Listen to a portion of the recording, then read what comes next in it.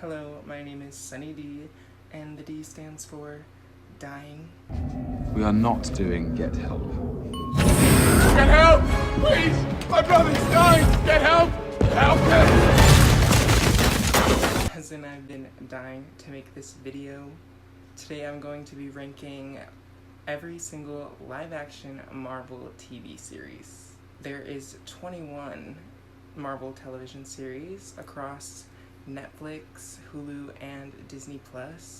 And today I'm going to be ranking them based off the visuals, the plot lines, the character arcs, if the show was binge-worthy enough, and the pacing, also if I enjoyed it, okay? Because there's so many of these damn shows, which I loved them, okay?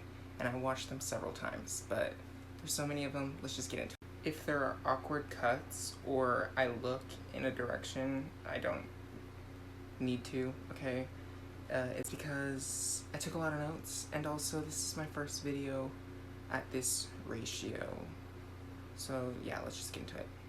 Anyways, coming in at number 1, last on my list, was Iron Fist. Iron Fist was last on my list because, one, the main character is pretty cringy, and honestly, his character backstory is not something I could relate to. I mean, a rich guy falling out of a plane, and then he becomes the chosen one in like an ancient organization, an ancient Asian organization. I mean, no.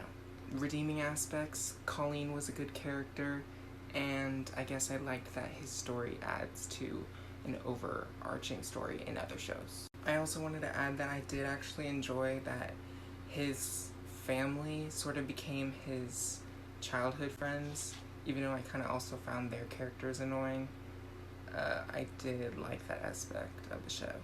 Okay, coming in at number 20, Luke Cage. The best part about the show was that I really liked how it showed how people in power and like higher ups in organizations and gangs were affected by someone who was like superpowered, and how they had to deal with someone like Luke Cage. I can't speak for the struggles of the Black community, but I think of all the Marvel shows that did touch on this topic, this one probably did the worst job. It didn't show the Black community in the best light, but it did what it did. Coming in at number 19 is The Punisher. Don't get me wrong, I actually really enjoyed this show, but I think in comparison to the other Marvel shows, the plot of an ex-military turned mercenary just wasn't my favorite Marvel show. But I will say that this one had great acting and good characters. At number 18, we have Legion. This was actually the one Marvel show I stopped multiple times in the middle of watching. I just couldn't get through it. It was really confusing, but I will say I think that's what the directors and producers were going for, because it puts you in the mindset of how crazy David was. I also think it just had really drawn out exposition. Coming in at number 17 is Agent Carter. Now, I actually really like this show as well, but I think it just doesn't stand up next to the other Marvel shows on this list.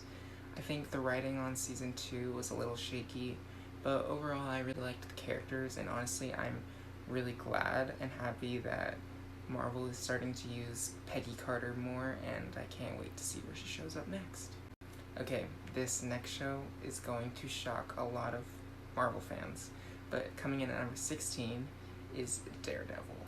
I'm sure this is going to anger a lot of people who enjoy watching Marvel, but I think it was this low on this list because it just felt very drawn out, and the pacing was just poor for me.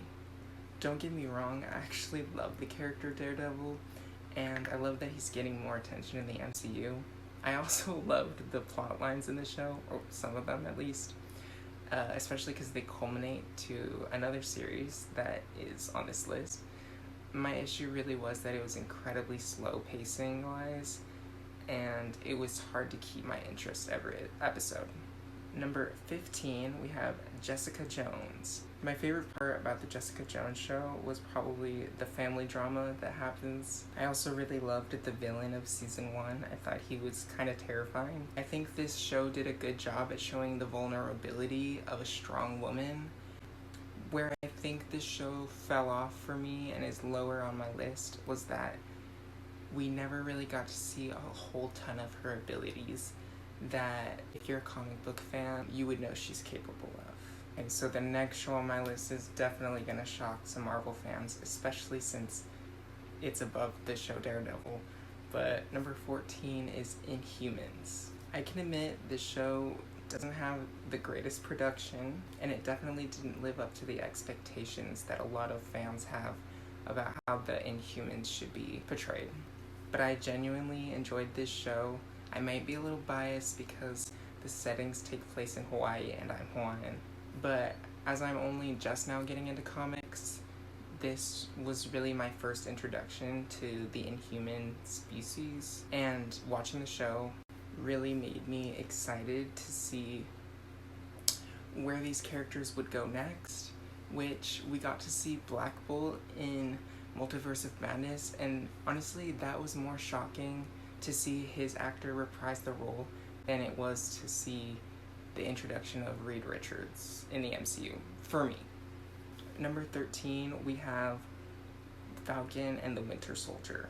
Of course, I love the characters, and I felt like the flight scenes for Sam Wilson were incredible, but this was one of the shows that I had a hard time rewatching, as I've rewatched almost all these shows multiple times. This is one of those ones that it's kind of boring. I will say I think this show did a better job at showing the struggles that Black people in America face today. Take my opinion with a grain of salt because I'm not Black, but I also think that this show did a great job at showing displaced individuals and the experiences of refugees. Overall, I'm excited to see what Sam Wilson does as our next Captain America. Number 12, The Defenders. Okay, this is my favorite Netflix Marvel show. I thought this was a great culmination of all the other Netflix shows. I felt like it showed the characters off at their best, and I think it was a good ending to those storylines. Number 11, She-Hulk Attorney at Law. Now this show just ended, but what I loved about this show was that it was so much different than every other Marvel show that they've put out. Each episode had its own contained storyline, but then they also were able to sprinkle in an overarching storyline. Another thing I really liked about this show was that the law factor was not lost, unlike other shows. I guess what makes it low on this list is that it doesn't compare to a lot of other shows. But overall, I'm really excited about She-Hulk and excited to see what she'll be doing next. We are finally at the top 10. Coming in at number 10 is Hawkeye.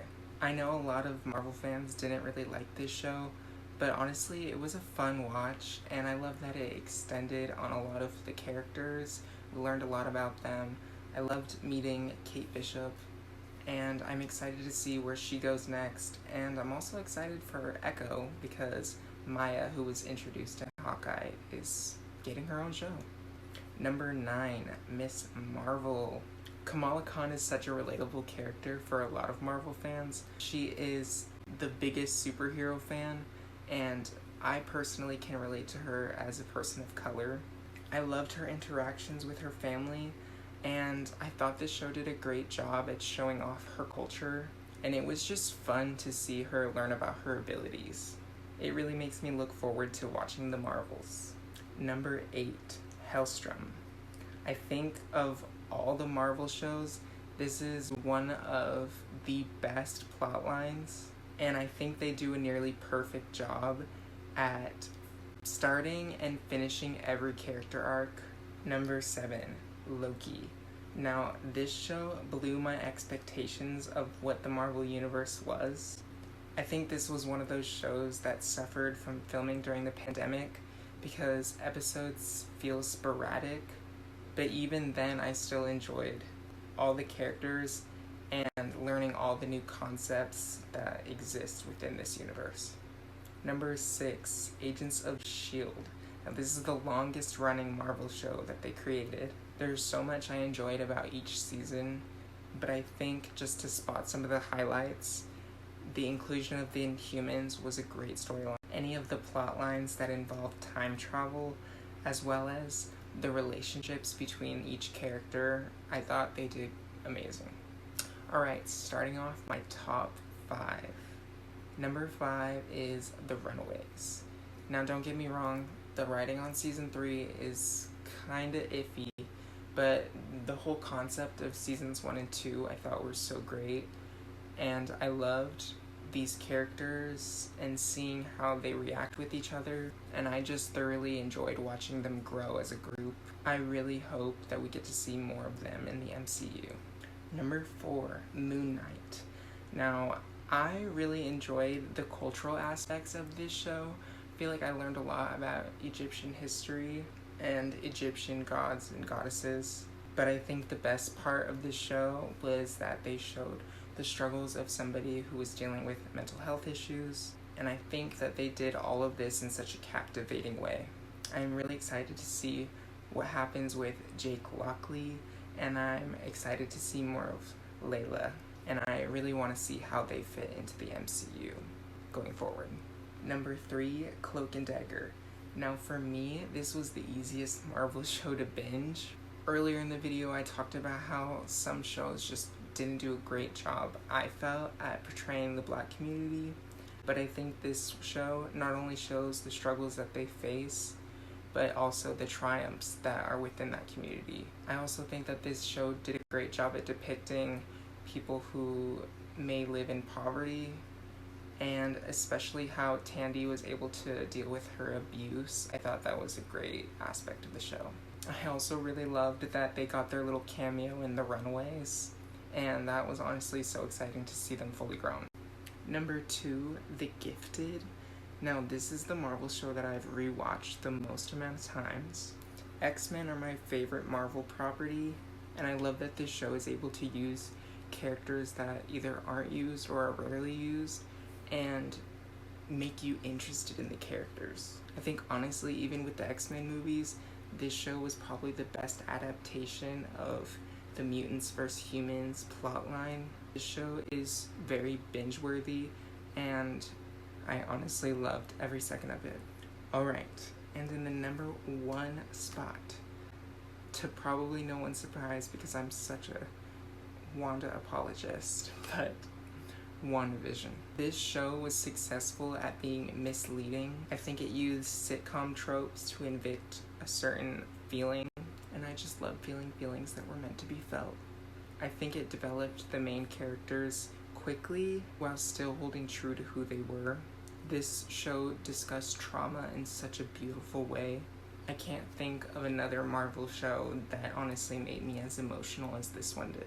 The display of powers by Wanda was just so unmatched, and at this point she became truly one of my top tier Marvel characters. I'm really glad to see that she was basically the starring role of Multiverse of Madness. Anyways, that was my list. Thank you to anyone who sat through that.